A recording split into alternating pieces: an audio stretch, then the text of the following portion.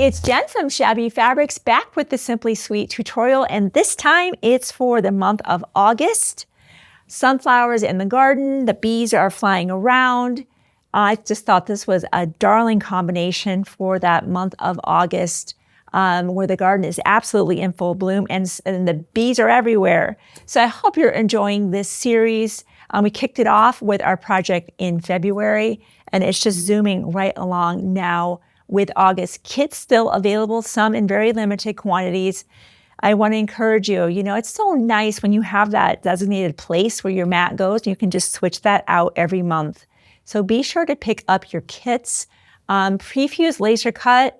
I know that being able to have this just done for me and I can skip that tracing and cutting is so fun that I can just go straight to, the fun, that somebody else has done the work and it's perfectly cut then. So be sure to pick up those kits and of course any other notions. Just like always, we have a thread set available. Nice to pick up. This time we have 4 50 weight threads, a 12 weight thread, which we've been using to consistently stitch around the center and around the perimeter.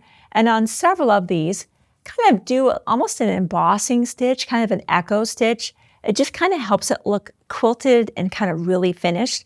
And then 2 specialty threads that we'll be using to make our bumblebees. I'm excited to show you that.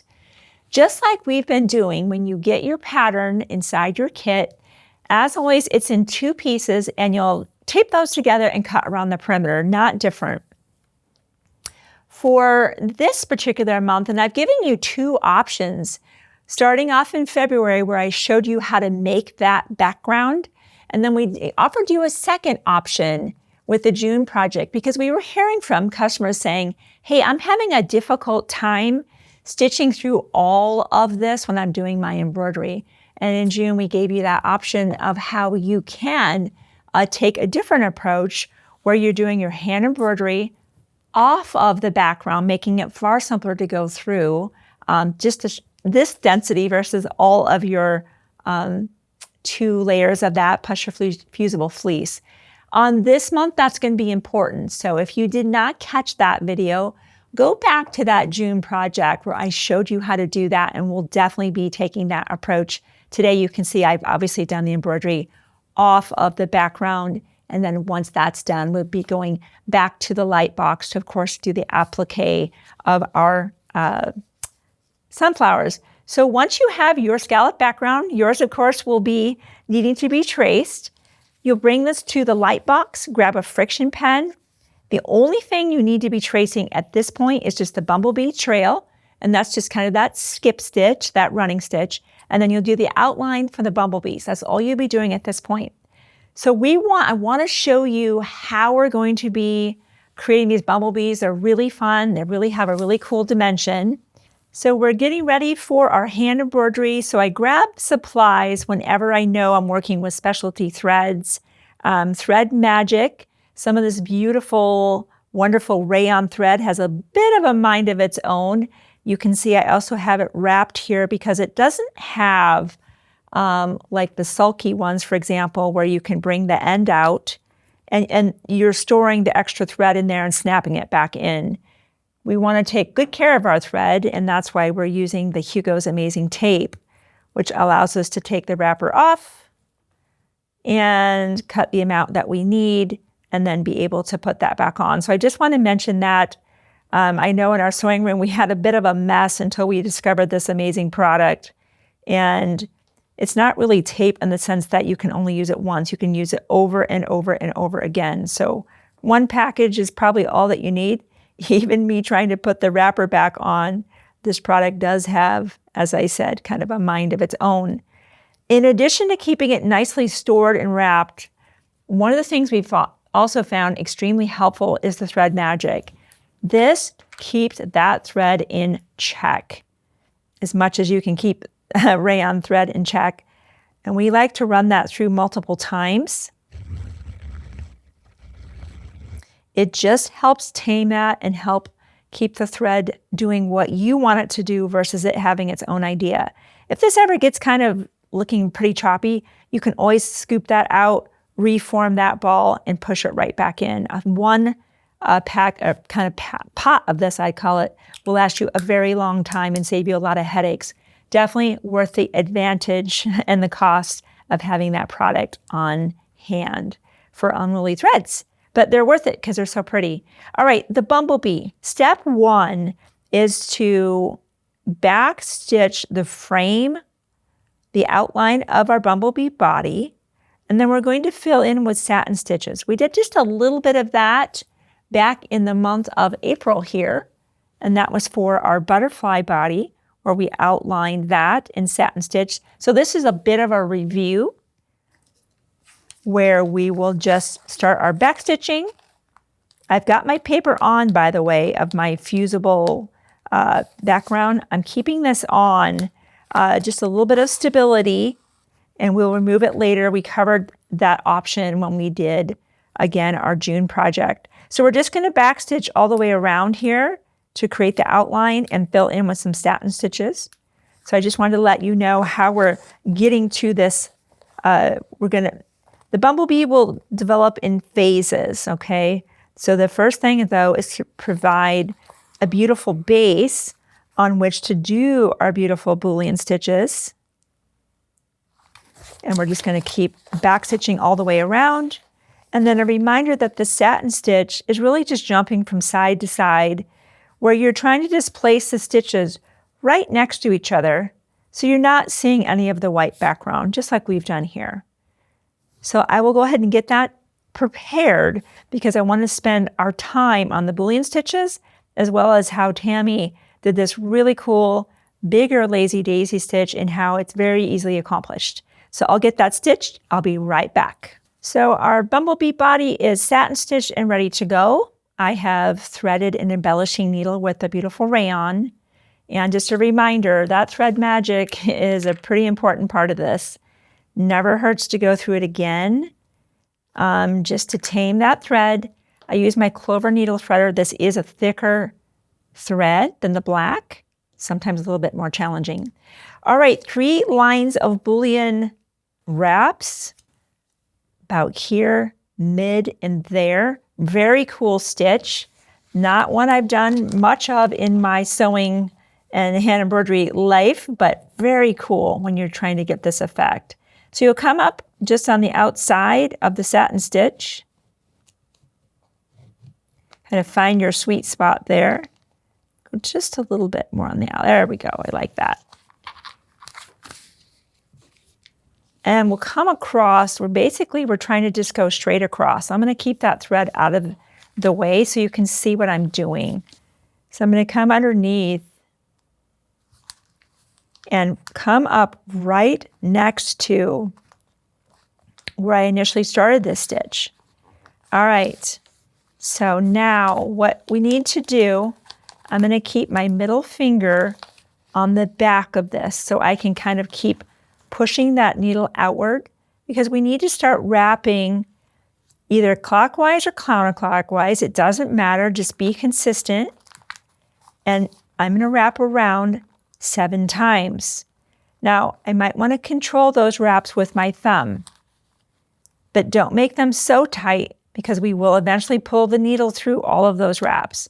So that was 1, 2, 3, 4, 5, 6, and 7. So you can see they're all kind of stacked up very nicely. Very important, as I pull my needle through, I have to control that right there, those wraps. I'm not pressing so hard that I can't pull the needle. I'm just controlling them so they stay organized and they don't get a mind of their own. So we'll pull this through. Now we pull it over to the other side, and those wraps can kind of be manipulated and organized, kind of distributed along there as you'd like. And we'll come straight down to anchor our first line of Bullion knots. And you can kind of organize those. Isn't that so cool? The texture is awesome. It feels cool. For this next row, same thing. But because it's a further distance, you can see this is, of course, an oval. 7 wraps, this will take 9 wraps, assuming you're using our beautiful rayon thread. If you're using a bulkier thread, you're going to need less wraps, a thinner thread, more wraps. 9 wraps here, 7 wraps for that stripe that's closest to his head. So just like before, you're coming up, straight over, coming up right next to it, push from behind, kind of expose the needle. 1, 2, 3, 4, 5, 6, 7, 8, and 9. And I did that a little quick, but I can get them organized, make sure they're all looking like almost like a cording. Now you've got more to hang on to. So very easy to lose control of these wraps right now. So press down a little bit as you're pulling that needle through. Once you have that, you're leveraging them back across the project, pushing them along where you want them to be, and anchoring to the opposite side. Isn't that cool?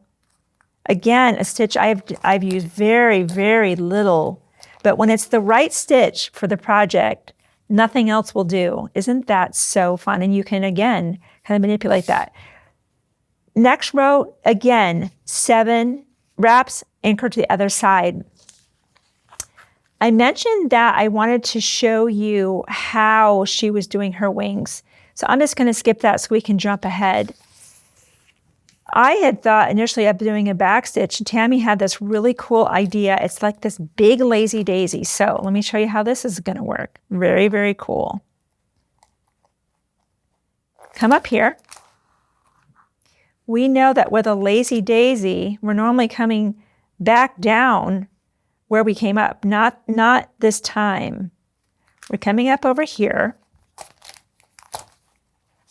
Or going down there, I should say. Now this is our furthest most point. Just like always, we will anchor there, but we need to leave some additional space, a little bit of breathing room, I would say, to be able to anchor our wing here and here. That looks about right to me. So I think, oh, I might pull it just a little bit tighter, and I'm going to anchor that. Gently. I marked that pivot point, so even if you want to come up right there while you're seeing it, so you can see it, just make sure you're coming underneath here.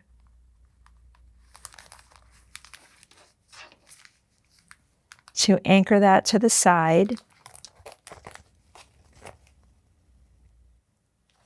And then same over here. Sometimes it's easier to just push it off to the side. Find your spot. There it is. Just scoot under there and pick that up. And now I'm just hopping over to the other side. Isn't that a cool way to do that? You could absolutely do a back stitch if you're more comfortable, but give that a try. Super fun. Of course, the antenna is just a straight stitch, some French knots. In fact, let me just tie that off real quick, or just kind of anchor that real fast. So just with our black again, you know, of course, just a straight stitch. Come out here. You would come up. Of course, we already know our French knots. We have 2 wraps. And we're going back down right where we came up. Just like our Bullion knots, we need to hang on to that until we have to let go, right?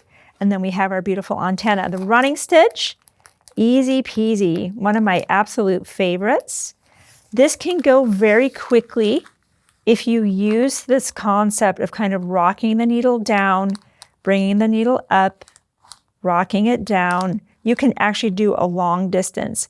Now, if you have a shorter needle, this would be a great time to do it. because this is a very quick interval and this needle is very long. So if you have a chenille needle, that might work a little bit better than this one, because again, the chenille needle is about this long and it's so much simpler to rock that needle. But it's just a cute little country stitch, and you can always just go, you know, down and back up and down and back up. However you want to do that, so very simple. Easy peasy, as they say, and it's just so cute. So once you complete your running stitch all the way around, the next step will be going back to the light box for some applique. So this is again where I love my kit already being ready for me. Otherwise, if you are doing this at home with your own fabrics, you'll need to be getting some Heat and Bond Light or your other favorite fusible product and tracing around all of these shapes as well as the circles. Of course, you know that process. For you who've grabbed that kit, of course, you're going to be peeling all of your paper off. You'll have the exposed side, the glue side, the adhesive.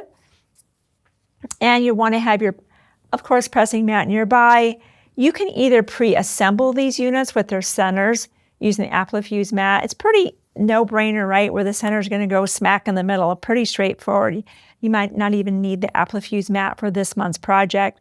But once those are all done and everything is ironed down to the top, so it's looking just like this, that's when you would now move that onto your background, your scallop background.